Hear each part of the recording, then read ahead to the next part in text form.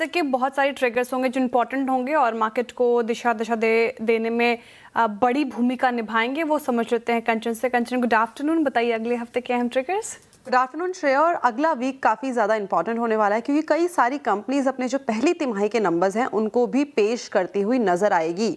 तो सबसे पहले अगर हम बात करें मंडे से, तो यूएस में यहाँ पे सर्विस पीएमआई का जो डेटा है वो आता हुआ दिखाई देगा। एलआईसी हाउसिंग की यहाँ पे बोर्ड मीट है और साथ में ट्राइडेंट की भी बोर्ड मीट इसी दिन है। अगर हम बात करें जुलाई 7 यानी कि ट्यूसडे की, तो जापान में यहाँ पे हाउस होल्ड स्पेंडिंग का जो डेटा है वो आपको आता हुआ दिखाई देगा।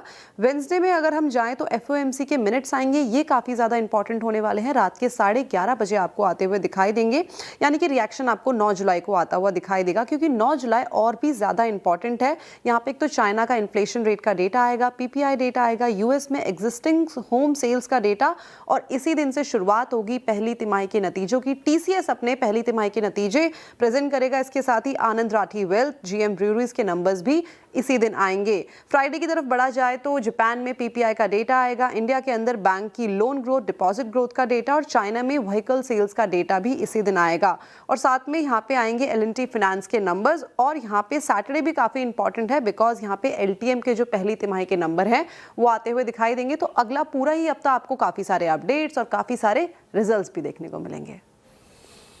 शुक्रिया कंचन इस पूरी बातचीत के लिए। और क्या क्या अगले हफ्ते है जो बाजार को प्रभावित करेगा उस पर प्रकाश डालने के लिए। अब चलिए बात करते